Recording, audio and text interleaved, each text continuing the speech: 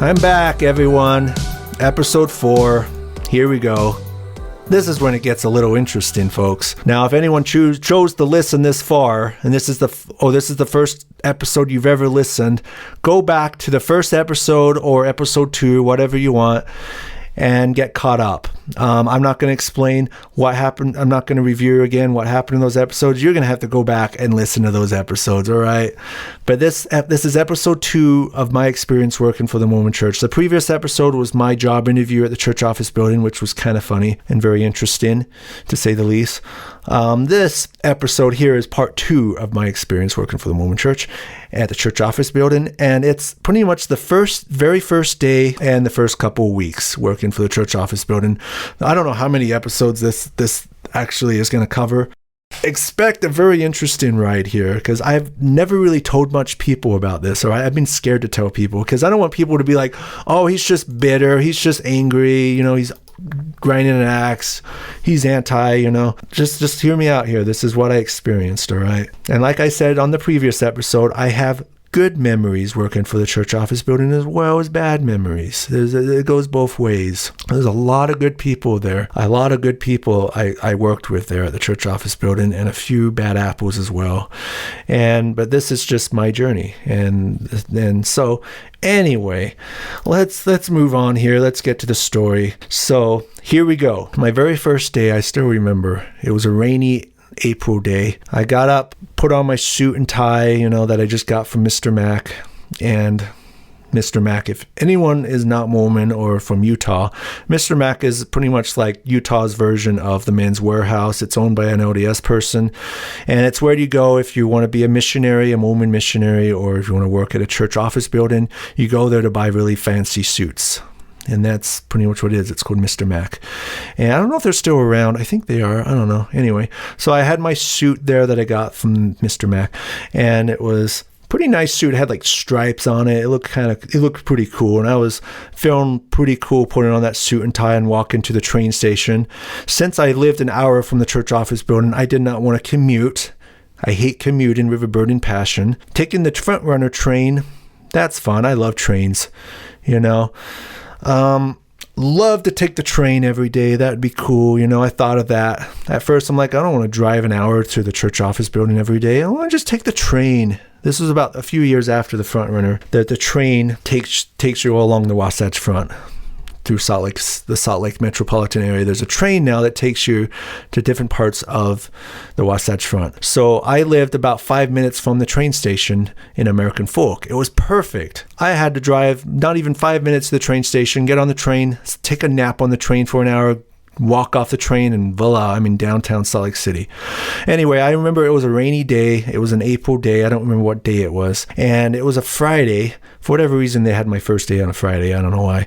And then I had my umbrella, and I remember I got on the train, and it was about 9 o'clock in the morning. Remember, I was on call. I was out, an intern part-time, so I didn't have to be there first thing in the morning. It was show up whenever and leave whenever. It was pretty laid back. And I remember there was no one on the train station. It was kind of eerie. And I got on the train, and I remember this was the first time I took the front runner train to Salt Lake City, and I was kind of excited. I'm like, this is so cool. I get to ride the train every day. And I remember looking out the window the whole time, and a little rain in and stuff, and it was actually really cool.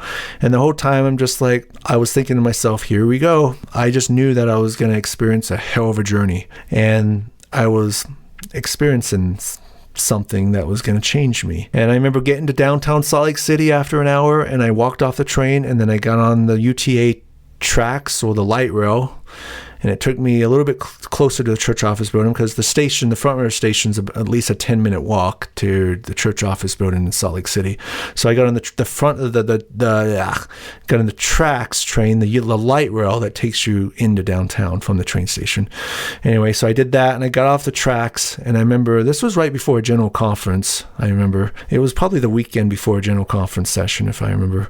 And so there's a bunch of they were getting ready for conference and stuff. And I remember I was walking, I had the umbrella and it was pouring rain, like tons of rain. And I remember walking to I couldn't even see the church office building at first because it was all cloudy and stuff. And I remember it peeked over the clouds and this massive 27, 28 floor office building. Now, if you're familiar with the church office building, it's one of the tallest buildings in Salt Lake City. It's a massive building.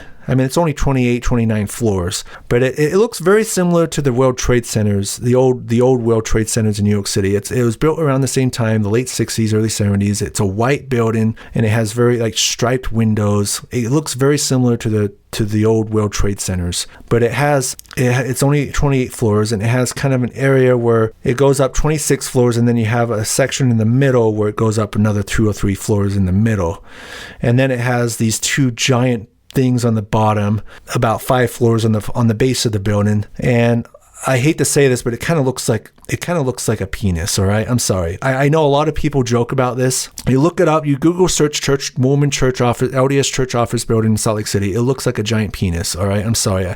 I hate to be a little vulgar about this, but it kind of looks like a giant dick. All right, it has 2 giant globes on the bottom of the base. It kind of looks like, balls, and then the center part looks like a penis. Anyway, I don't want to be juvenile here, but it kind of looks like when it's white and stuff. Anyway, it looks like a giant. Anyway, sounds like Austin Powers clip scene from Austin Powers. Anyway, it's a massive building. All right, and I'm trying not to be like.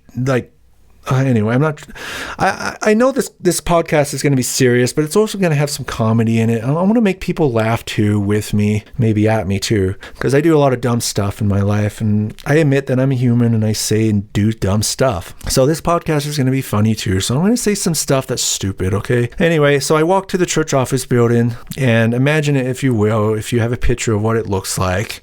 And I'm walking towards the building, and I have my umbrella, and it's pouring rain, and I'm looking up at it, and I'm just like, here we go. First day. I was actually pretty scared, but I was kind of confident because I'm just like, this is kind of a cool experience.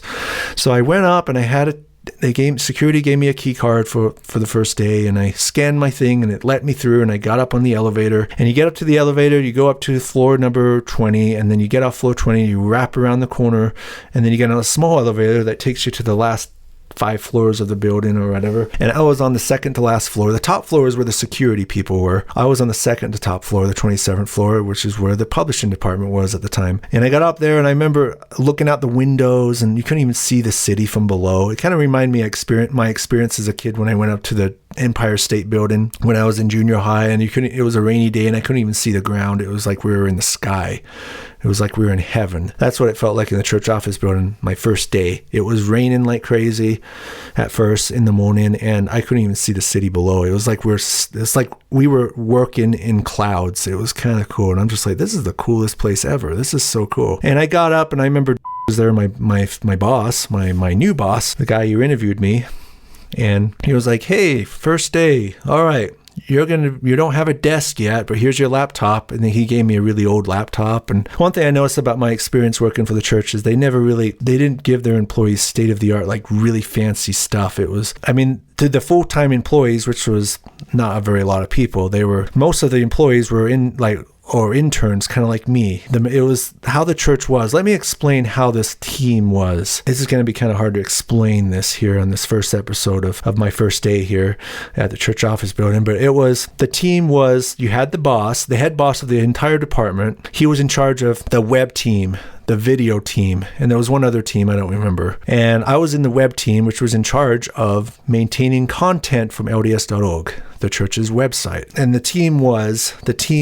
on that team, you had in charge of all the teams, and then you had a manager of that team, the web team, who was, and she was in charge of that team, the web team. At the time, I went through a bunch of managers my year there, but she was in charge of the web team. And the web team had, I think, four full-time employees. One of them was in charge of church history. Another one was in charge of family history. Different parts of the website, pretty much. And then you had like 7 or 8 different on-call / interns, which was me, pretty much gathered around trying to assist the full-time employees. So my job was to assist the full-time employees. If they had too much work, which they always did. It's funny, the church never liked hiring new full-time employees to assist the full-time people. It was really just like them. I'm pretty sure it's them trying to save money, which I find kind of funny because they got a lot of money. Anyway, they don't have a lot of full-time employees. Most of the employees in the teams were just a bunch of interns, just trying to outshow each other. It was very competitive. It was just like all these interns trying to be like, oh, I'm going to get hired next. I'm the greatest intern on earth. And it was just like trying to get hired, and I was the new guy. And my first day was actually pretty good. It was actually a pretty good day. I remember I felt very welcome. Everyone was so friendly and everyone was really nice. And I remember it was just like, it was actually a pretty good first impression. I was really amazed. I was just like, this is going to suck. But then I'm just like, the first day, I'm just like, oh, people are really nice here. I really like this place. I feel really at home here. It almost reminded me my first day in the MTC, which I'll share eventually on this podcast in phase 2. Anyway, this is phase 1, my faith crisis. So anyway, and so the first day, so imagine, the first day I show up and I pretty much half of my team are interns just like me, and they assist certain people. So there's like 4 people that are in charge of one part of the website, like church history or family history or such and such. And I was in charge of I was helping one person out. My first day, I was helping a guy named he was really cool. I really liked him. And he was in charge of the welfare part of the website. And he kind of took me under his wing, and he's a good guy. I really liked. He was just like showing me around, and he was just like, okay, all you have to do is copy and paste from this Excel document and copy and paste the code, this code into the website, and then a video shows up on the website. That's pretty much all we did there, really. It was just like, all we did was just copy and paste. It's really, it wasn't like we were like making web pages. That was more intense. But the team was just copy and paste into a website. It was really easy, the easiest thing ever, and it wasn't really complex. And he was just like, okay. And then it's kind of like a WordPress. It was all the website was pretty much like a WordPress website, and the website was pretty much just like a WordPress kind of thing, a really fancy WordPress, and it was just like copy and paste into the website, and then it's all front end kind of stuff, and it wasn't really intense coding or anything. It was just really easy stuff. And I was more of a front end web developer, so that's better for me, right? So the first day was really good, and I remember I worked for a couple of hours copy and pasting into the website, and it was so cool because I'm like, wow, I did that. I looked at the website, look what I just did. Millions of people look at this website a day, and I'm just like, I'm helping make this website. I thought it was so cool. Anyway, by lunchtime, a few hours later, I remember the team, they show up and they're just like, hey, new guy, what's your name? Come with us. We're going down to the cafeteria. And we all went down, and I'm just like, this is the coolest job ever. These people are so cool. I've never been welcome at a new job like this before. I'm like, usually the jobs I have, everyone's antisocial and weird, and no one really likes talking to me because I'm the shy guy and the weirdo. And this was just like, this is the best job ever. These people are awesome. Like, this is where I want to be. This is what I want for a job. I want a job where everyone's really friendly and everyone takes me under their wing and lets me join their club. And that's exactly what I felt on the first day at the church office building. This was, before the bad things started to unravel. The dirt started to unravel, but at first it was just like, this place is amazing. Like, what was my wife's uncle talking about? I mentioned in the previous episode that, I ran it before I worked at the church office, but I had a family member from my wife's family who worked for the church, and he's just like, oh, sucks that you have to work there, or something like that. It's a previous episode. And I'm just like, this guy, he doesn't even know what he's talking about. This is amazing. So we got in the elevator, and everyone's kind of goofing out. There was a bunch of young people my age, returned missionaries just like me, a lot of interns. A lot of people there were my age. There was a few older people there, but most of the people there were my age, and I thought it was so cool. I'm like, everyone here is like just like me. And we got in the elevator, and some of them were goofing off and jumping in the elevator, and there was like 30 of us in the elevator, and everyone's like, oh, we're gonna fall down and die, just being fun. I don't know why that was fun, but they're just just down to earth. People weren't serious. People were down to earth. People were just the employees, I always imagine church employees were just kind of like drones, kind of monotone, and they were eventually. But at first, all these interns and all these full-time people that I've met, they're just like, these people were really cool. This is really fun. It's a fun place to work, and then we got in the elevator and they were just jumping up and down in the elevator and stuff and goofing off and, being stupid, but it was fun. And then we went down to the cafeteria, and then I met and when I was down in the cafeteria, and this was actually the only time I went to the cafeteria the whole time, because the food was kind of expensive, and I usually went to City Creek, to the food court in City Creek, to get lunch, but this was the first and only time I went to the cafeteria in the church office building. In the basement of the church office building, you had a cafeteria, and it was a pretty big cafeteria. And this is where I met a bunch of other people. I met a few other people that I eventually worked with, and one of them's name was, and to be honest, not a fan of her. She anyway, I'll explain that in a future episode. Kind of hold a little grudge with her and a few other people that I met, because they really kind of stabbed me in the back, and I'll explain that in a future episode, believe me. But they came across really, really, really friendly at first, very open. They wanted to take me to a gallery after we ate lunch in the cafeteria. We wanted to walk a few blocks downtown into a little art gallery, and I was just like, this is so cool. Like, this is what I want in a job. I want, on a lunch break, we're going to walk to an art gallery in downtown. This is so cool. Funny thing, this is like the only time we actually really did anything. But I'm just like, this is like really cool. Like, this is like my dream job. Like, everyone's super chill. Everyone's super nice and laid back and fun. And there's a culture here. And it almost reminded me of the MTC. I actually had a pretty good experience in the MTC. I know a lot of people hated the Missionary Training Center, but I actually loved my experience in the Missionary Training Center. But everyone was really nice. But anyway, this is what it felt like. And I'm just like, the church is true. People are awesome in this church, and this is, I think I want to stay. I think I wasn't planning on staying, but I'm like, this is my job. I want to work full time. I want to be a full-time employee at the church office building. But the problem is, I was an intern, and I had to eventually work my way up among all the other interns to get hired full time. And I knew that was going to, little did I know how much of a rat race that was going to be. And I'll mention that in future episodes.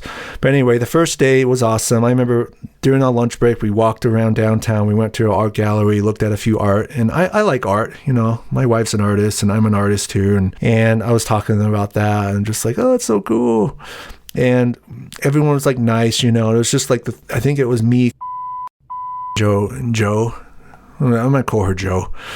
And we were just walking around, and it was just like, and by this point it stopped raining and the sun was out, and it's just a really beautiful day. And I'm just like, this is great. This is exactly what I want for a job, and then I went back, and then we all went back to work and worked for another couple of hours. And I didn't work very long. Interns, they don't have to work a full day, they just work half the day, and it was pretty flexible that way. And then I went back on the train, and then I went back home, and I remember telling my wife how much of a fun day I had, and I'm just like, this is a great job. I want to pursue this job. I want to eventually get hired full time, and I'm just like, this is the job I want to work at. And my wife's like, okay, then work towards it. Try to get hired full time eventually. Little did I know that it ended up being one of the biggest mistakes in my life.